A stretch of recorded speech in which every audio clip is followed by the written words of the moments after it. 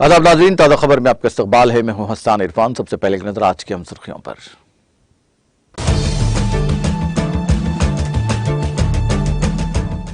लोकसभा और राज्यसभा के सरमाई इजलास का आज से हुआ आगाज। लोकसभा में स्पीकर ओम बिरला और राज्यसभा में सर जमुरिया धनखड़ ने इजलास का किया आगाज।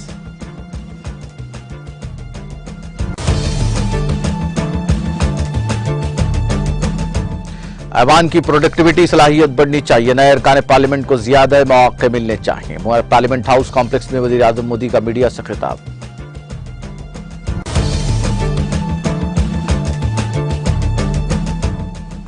एमसीडी के दोपहर तक वोटों की गिनती के इंतखाबी नताइज। आम आदमी पार्टी को 126, बीजेपी को 97 और कांग्रेस को 7 नशिस्तों पर मिली कामयाबी।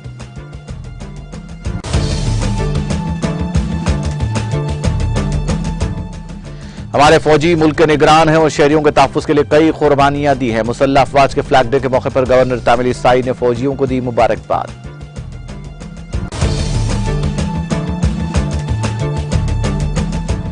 रियल एस्टेट ग्रुप वंशी राम बिल्डर्स के दफातर पर दूसरे दिन भी आईटी के धावे। तेलंगाना समेत आंध्र प्रदेश के 36 मुकामात पर टैक्स चोरी के खिलाफ कार्रवाई जारी। और रियासत में गवर्नर निजाम को खत्म करने का मुतालबा करते हुए सीपीआई राजभवन के मुआसरे के लिए जाने के दौरान सीपीआई के कायदीन और कारकुन गिरफ्तार।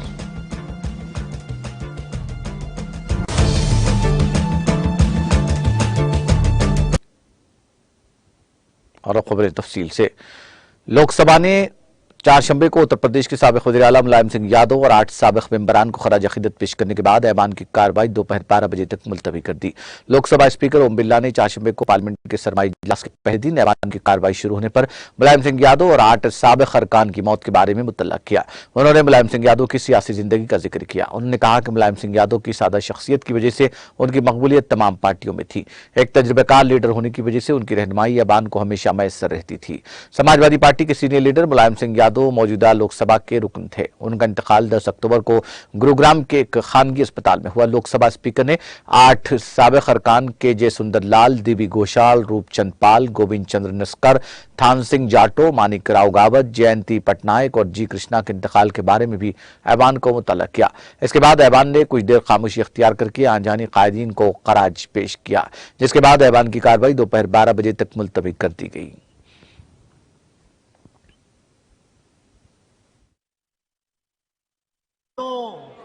माननीय अध्यक्ष जी,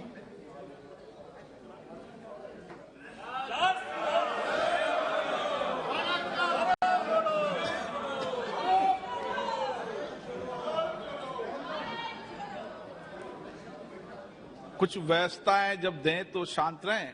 उसके बाद सदन आपका है, आपको सदन सबका है। माननीय सदस्यगण, भारत ने दिनांक 1 दिसंबर 2022 से G20 देशों के समूह के अध्यक्ष पद का भार ग्रहण किया है।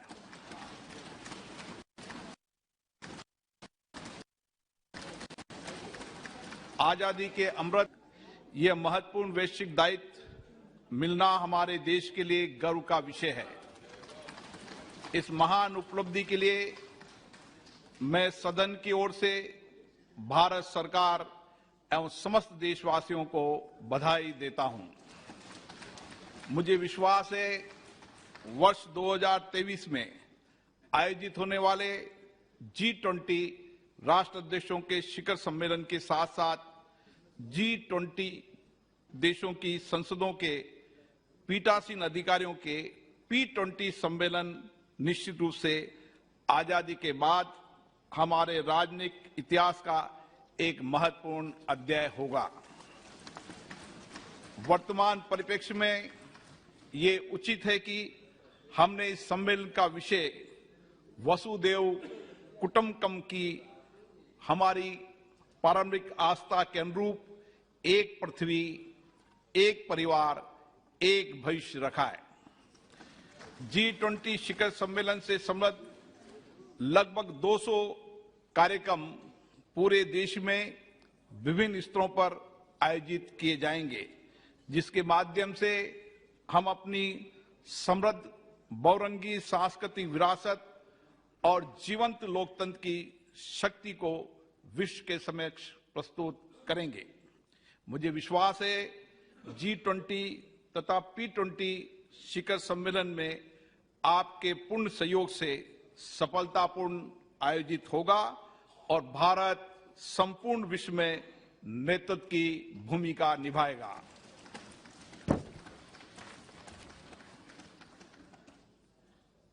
मैं सदन से आग्रह करूंगा कि इस अवसर पर समस्त देशवासियों के साथ हमारे सभी देश के जनप्रतिनिधि, चाहे लोकसभा हो, विधानसभा हो, नगरीय विकास, पंचायत राज हो, सभी संस्थाएं इसको उत्सव के रूप में मनाएंगी और हमारा जो प्राचीनतम लोकतंत्र है उसको देश और विश्व के सामने बताने का एक अच्छा अवसर है। माननीय सदस्यगण, मुझे कुछ विषयों पर स्थगन प्रस्ताव की सूचना प्राप्त हुई है। मैंने स्थगन प्रस्ताव की किसी सूचना के लिए अनुमति प्रदान नहीं की गई है।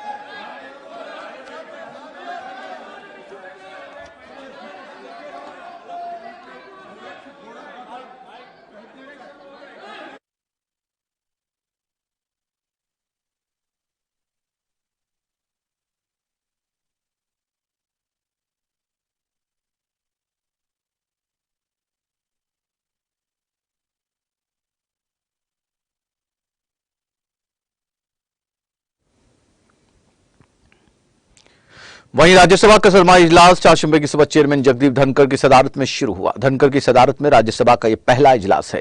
ऐवान का यह 258वां इजलास है जो 29 दिसंबर को खत्म होगा। ऐवान की कार्रवाई का आगाज कौमी तराने से हुआ। कबल अज़ीं धनखड़ की ऐवान में आमद पर अरकान ने पुरजोर आवाज के साथ उनका इस्तकबाल किया। वज़ीर-ए-आज़म नरेंद्र मोदी भी ऐवान में मौजूद थे। इजलास के दौरान कई अहम बिलों को ऐवान में पेश और मंजूर किए जाने का इम्कान है। इस दौरान कई अहम मसाइल पर भी बात होने की उम्मीद है।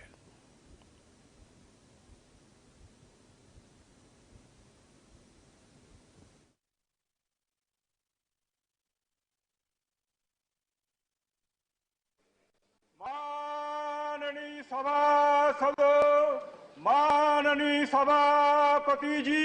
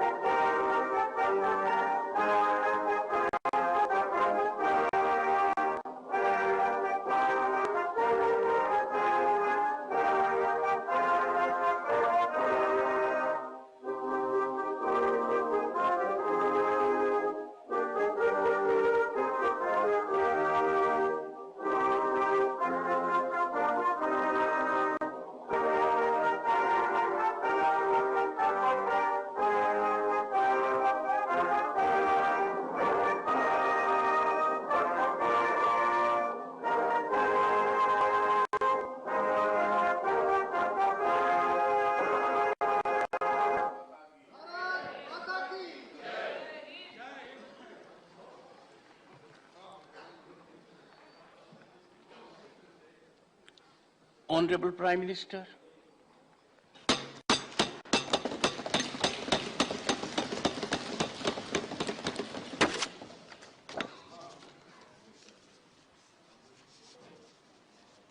आदरणीय सभापति जी, आदरणीय सभी सम्मानीय वरिष्ठ सांसदगण,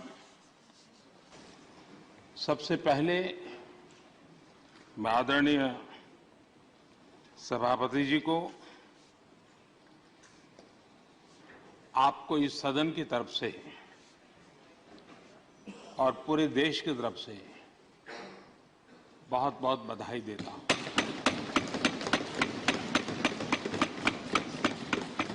आपने एक सामान्य परिवार से आकर के संघर्षों के बीच जीवन यात्रा को आगे बढ़ाते हुए आज जिस स्थान पर पहुंचे हैं तो देश के कई लोगों के लिए अपने आप में एक प्रेरणा का कारण है। इस उच्च सदन में इस गरिमामय आसन को आप सुशोभित कर रहे हैं और मैं कहूंगा कि किठाना के लाल उनकी जो उपलब्धियां लोग देश देख रहा है तो देश की खुशी का ठिकाना नहीं है।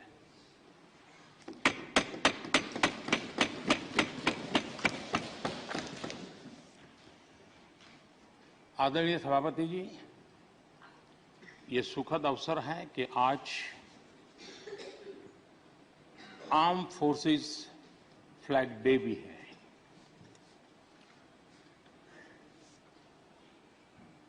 आदरणीय सभापति जी, आप तो झुंझुनू से अमृत सदन को आपके जैसा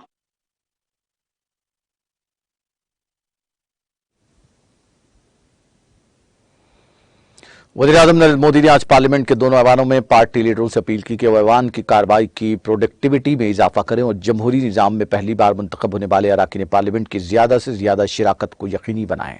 मोदी ने पार्लियामेंट हाउस कॉम्प्लेक्स पहुंचने पर अपने मीडिया बयान में ये बात कही। इस मौके पर वज़ीर-ए-आज़म के दफ्तर में वज़ीर ममलकत डॉक्टर जितेंद्र सिंह, पार्लियामानी उमूर के वज़ीर प्रहलाद जोशी, पार्लियामानी उमूर के वज़ीर ममलकत वी मुरलीधरन और राजन राम मेघवाल भी उनके साथ मौजूद थे। मोदी ने कहा कि पार्लियामेंट का इजलास आजादी के अमृत काल में हो रहा है। हमें एक ऐसे वक्त में मिल रहे हैं जब हमारे मुल्क को G20 की सरबराही का मौका मिला है। आज जिस तरह से हिंदुस्तान आलमी सतह पर अपनी शिरकत बढ़ा रहा है, ऐसे में हमें ये चेयरमैनशिप मिलना एक बहुत बड़ा मौका है। जिस तरह से आलमी बरादरी में हिंदुस्तान का मुकाम और उसकी तवक्कात में इजाफा हुआ है, हिंदुस्तान आलमी सतह पर अपनी शराकतदारी में इजाफा करता जा रहा है। ऐसे वक्त में G20 की मेजबानी करना एक बड़ा मौका है। वज़ीर-ए-आज़म ने कहा कि G20 चोटी कॉन्फ्रेंस सिर्फ एक सिफारती तकरीब नहीं है, ये दुनिया को हिंदुस्तान और उसकी जमहूरियत की सलाहियत को मजमूई तौर पर जाहिर करने का एक मौका भी है। पिछले दिनों सभी सियासी जमातों के लीडरों के साथ मुलाकात में इस पर बात हुई। तवक्को है कि हिंदुस्तान का वही जज्बा ऐवान में भी जाहिर होगा।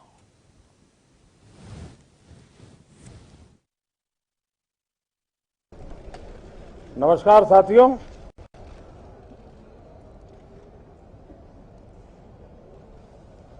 शीतकालीन सत्र का आज प्रथम दिवस है।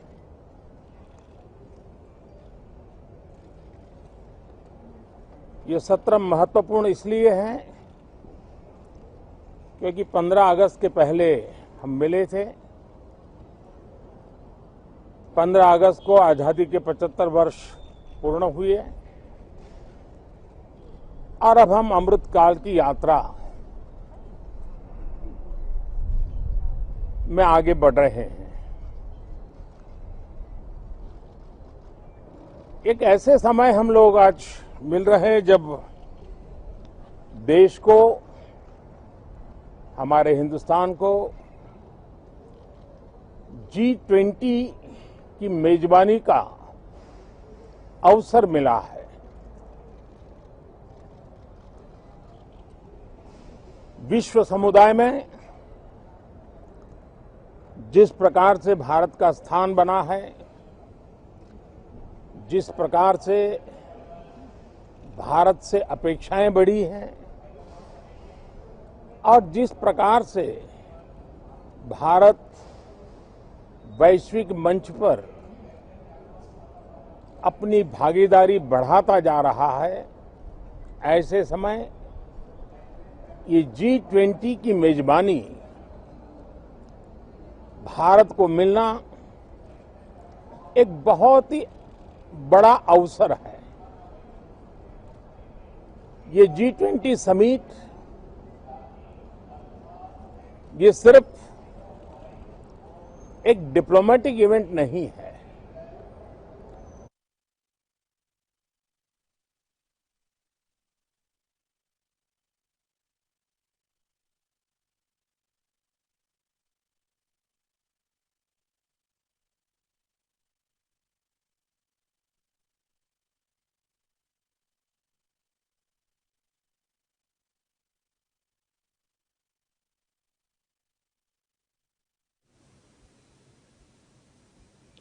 दिल्ली की हुक्मरान जमात आम आदमी पार्टी ने म्यूनिसिपल कॉर्पोरेशन ऑफ दिल्ली के इंतखाबात में चारशंबे की दोपहर तक वोटों की गिनती के साथ अक्सरियत का हिस्सा अबूर कर लिया है। रियासती इलेक्शन कमीशन के मुताबिक एमसीडी इंतखाबात पे को 3 सीटें हासिल हैं। आज से पहले दिल्ली के नायब वज़ीर आला मनीष सिसोदिया ने इस मौके पर ट्वीट किया कि एमसीडी में आम आदमी पार्टी पर एतमाद करने के लिए दिल्ली के लोगों का तहे दिल से शुक्रिया। दुनिया की सबसे बड़ी और मनफी पार्टी को शिकस्त देकर दिल्ली के आवाम ने ईमानदार और मेहनती अरविंद केजरीवाल जी को जितवाया है। हमारे लिए ये सिर्फ एक फतेह नहीं है, ये एक बड़ी जिम्मेदारी है।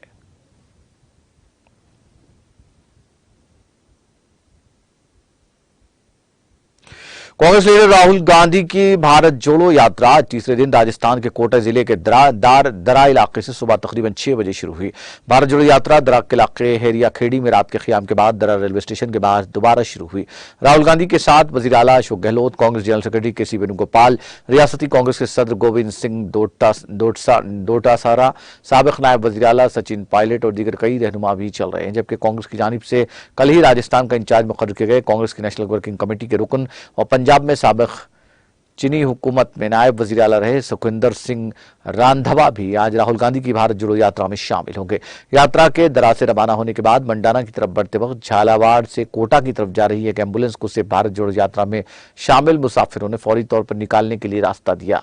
रास्ते में जगह जगह राहुल गांधी की भारत जोड़ो यात्रा का भरपूर तरीके से इस्तकबाल करने का सिलसिला अभी भी जारी है और राहुल गांधी हाथ जोड़कर हाथ हिलाकर लोगों का खैर मकदम करते हुए मुसलसल चल रहे हैं। जैसलमेर मंगनियार लोक फनकारों ने उनके भारत जोड़ो यात्रा में शिरकत की, जिन्होंने काफिले में चलते हुए अपने मौसीकी के आलात और गाने गाते हुए अपने लोक फन का मुजाहरा किया।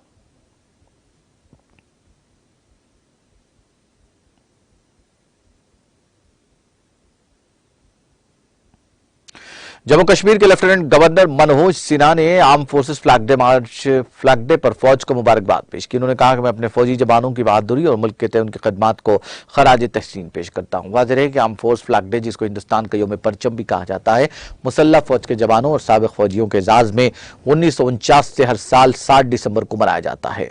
लेफ्टिनेंट गवर्नर ने इस मौके पर फौज को मुबारकबाद पेश करते हुए अपने एक ट्वीट में कहा, आर्म फोर्स फ्लैग डे पर मैं मुसल्लह अफवाज और उनके अहल खाना को मुबारकबाद पेश करता हूं और उनके लिए नेक ख्वाहिशात का इजहार करता हूं। उनका ट्वीट में मजीद कहना था, मैं अपने फौजी जवानों की हिम्मत और लगन को सलाम पेश करता हूं और उनकी बहादुरी और मुल्क के तय उनकी खिदमत को खराज पेश करता हूं। मनोज सिन्हा ने अपने दूसरे ट्वीट में कहा कि यौम परचम हम सबके लिए बहादुर फौजी जवानों के साथ इजहार तशक्कुर एकजहती करने का एक मौका है। उन्होंने कहा, मैं तमाम शहरियों से अपील करता हूं कि वह arm force flag day fund में दिल खोल कर इमदाद करके फौजी जवानों, साबिक फौजी जवानों और उनके अहल खाना की फलाह व बहबूद के इस अजीम काम में अपना हिस्सा अदा करें।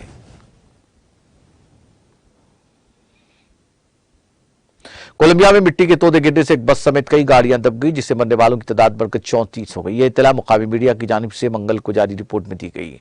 रसाल्डा के गवर्नर विक्टर म्यूनियल तामियो ने बताया कि इतवार को रसाल्डा के मगरबी बस्ती महकमे में परेरा कॉरिडोर हाईवे पर जब लैंड स्लाइडिंग हुई, उस वक्त वहां से एक बस समेत कई गाड़ियां गुजर रही थी जो तोदों की जद में आ गई। अब तक इस हादसे में 34 अफराद हलाक हो गए हैं। कोलंबिया के national unit for risk and disaster management ने हाईवे के साथ दीगर मुकामात पर लैंड स्लाइडिंग के खतरे से खबरदार किया है। फिलहाल लैंड स्लाइडिंग के शिकार इलाकों में सड़कें बंद कर दी गई हैं। मुल्क की वज़ारत दाखिला ने कहा कि इस हफ्ते बगोटा में कौमी मुत्तहिद कमांड पोस्ट कायम की जाएगी ताकि सड़क के बुनियादी ढांचे का जायजा लिया जा सके और खतरे वाले मुकामात की निशानदेही की जा सके।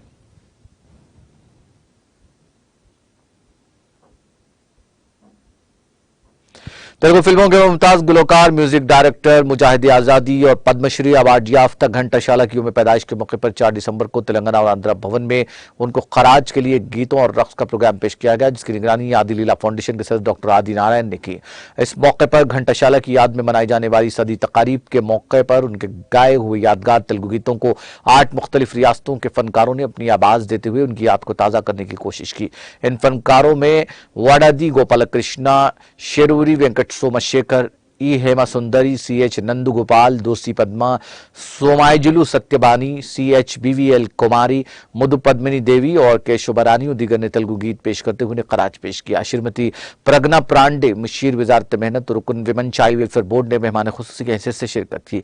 इस मौके पर खिताब करते हुए आदि लीला फाउंडेशन के सदर डॉक्टर आदि नारायण ने हुकूमत हिंद से मुतालबा किया कि घंटाशाला को बाद अज़ मर्ग भारत रत्न से सरफराज किया जाए, क्योंकि उन्होंने तेलुगु अवाम की खिदमत के साथ साथ मुल्क को अंग्रेजों से आज़ादी दिलाने में अहम रोल अदा किया। उनके लिसानी और मुल्क के तय जज्बे को नजरअंदाज करना उनके साथ नाइंसाफी होगी। इस प्रोग्राम में डॉक्टर रहमतुल्लाह, शोभा रानी, हेमा सुंदर, राजा ताल्लुकदार, सुब्रमण्यम, विजय शेखर, गायत्री, वेंकटेश्वरलू और दीगर ने शिरकत की। प्रोग्राम को स्पॉन्सर करने वालों में power grid, power guilt, power finance corporation और अग्रवाल पैकर्स एंड मूवर्स के नाम काबिल जिक्र है।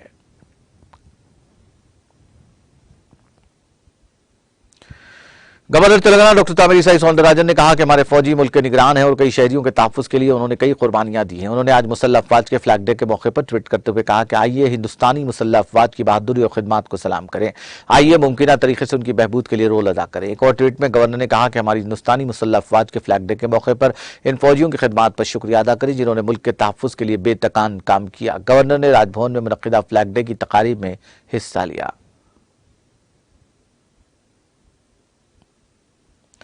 रियल एस्टेट ग्रुप वंशी राम बिल्डर्स के दफातर पर दूसरे दिन भी आईटी के छापे जारी हैं। तेलंगाना के साथ साथ आंध्र प्रदेश के 36 मुकामात पर टैक्स की चोरी के सिलसिले में बैक वक्त ये छापे मारे जा रहे हैं। शहरदाबाद में फैले हुए इसके वेंचर्स के साथ साथ दीगर नामालूम मुकामात के वेंचर्स में ग्रुप की जानिब से की गई मुबैना सरमायाकारी पर यह छापे मारे जा रहे हैं। आईटी के अहदेदार वंशी राम बिल्डर्स के एमडी वंशी राम सुब्बा रेड्डी के साथ उनके बहन भाई जनार्दन रेड्डी के घर की तलाशी ली जा रही है। उनके साथ उनके करीबी साथियों, कंपनी के सीईओ, डायरेक्टर्स और मुलाजमीन के घरों पर भी धावे किए जा रहे हैं। आईटी के अहदेदार के रिश्तेदारों की रिहाइशगाहों की भी तलाशी ली जा रही है। अहदेदार नकदी की तफसीलात के बारे में पूछताछ कर रहे हैं। मंगल को भी महकमा आईटी ने तेलंगाना और आंध्र प्रदेश के 35 इलाकों में तलाशी ली थी। आईटी के अहदेदारों ने अकाउंट्स के जिम्मेदारों के अलावा किसी को दफ्तर में आने की इजाजत नहीं दी। तलाशी के दौरान अहम दस्तावेजात को जब्त करने की इत्तला है।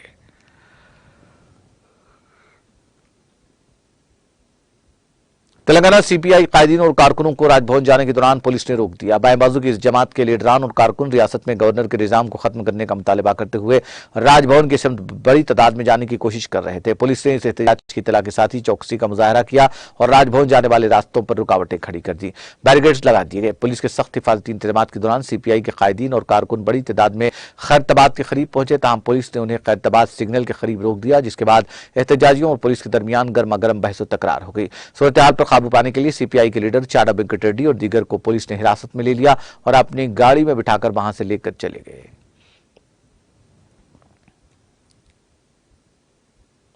आंध्र प्रदेश के विशाखापट्टनम द्वाडा रेलवे स्टेशन में एक लड़की रेलवे प्लेटफॉर्म और ट्रेन के दरमियान फंस गई। अन्नावरम से ताल्लुक रखने वाली 20 साल शशिकला द्वाडा के एक कॉलेज में एमसीए के पहले साल की तालीम हासिल कर रही है। वो कॉलेज जाने के लिए गुंटूर रायगढ़ एक्सप्रेस ट्रेन में द्वाडा पहुंची। शशिकला उस वक्त ट्रेन के प्लेटफॉर्म और ट्रेन के दरमियान फंस गई जब वो ट्रेन से उतर रही थी। इसके पैर बुरी तरह प्लेटफॉर्म और ट्रेन के दरमियान फंस गए, जिसके नतीजे में वो जख्मी हो गई। इत्तला मिलते ही रेलवे रेस्क्यू एहलकारों ने वहां पहुंचकर प्लेटफॉर्म काट कर उसको महफूज तौर पर निकालने में कामयाबी हासिल की। तकरीबन 1.5 घंटे की जद्दोजहद के बाद उसको निकाला जा सका। इसे बादशाह इलाज के लिए अस्पताल ले जाया गया। इस वाक़े की वजह से गुंटूर रायगढ़ एक्सप्रेस 1.5 घंटा ताखीर से रवाना हुई। वाक़े का वीडियो सोशल मीडिया के मुख्तलिफ प्लेटफॉर्म्स पर तेजी के साथ वायरल हो गया है।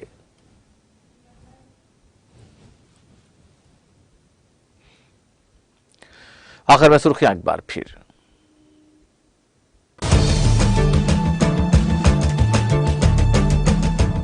लोकसभा और राज्यसभा के सरमाई इजलास का आज से हुआ आगाज। लोकसभा में स्पीकर ओम बिरला और राज्यसभा में सर जमुरिया धनखड़ ने इजलास का किया आगाज।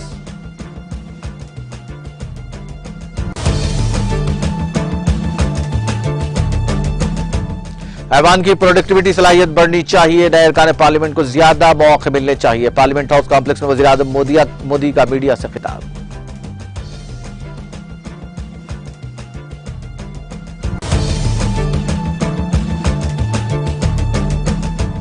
एमसीडी के दोपहर तक वोटों की गिनती के इंतखाबी नतीजे। आम आदमी पार्टी को 126, बीजेपी को 57 और कांग्रेस को 7 नशिस्तों पर मिली कामयाबी।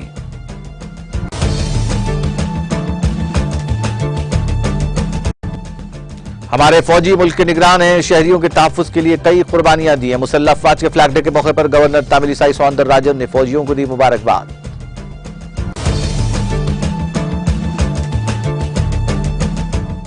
रियल एस्टेट ग्रुप वंशी राम बिल्डर्स के दफातर पर दूसरे दिन भी आईटी के धावे। तेलंगाना समेत आंध्र प्रदेश के 36 मुकामात पर टैक्स चोरी के खिलाफ कार्रवाई जारी।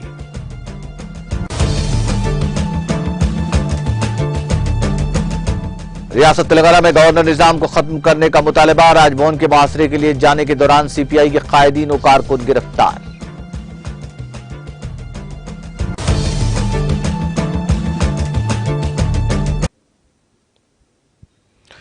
ताजा खबर में फिलहाल इतना ही। ताजा तरीन अपडेट्स के लिए देखते रहिए टीटीवी।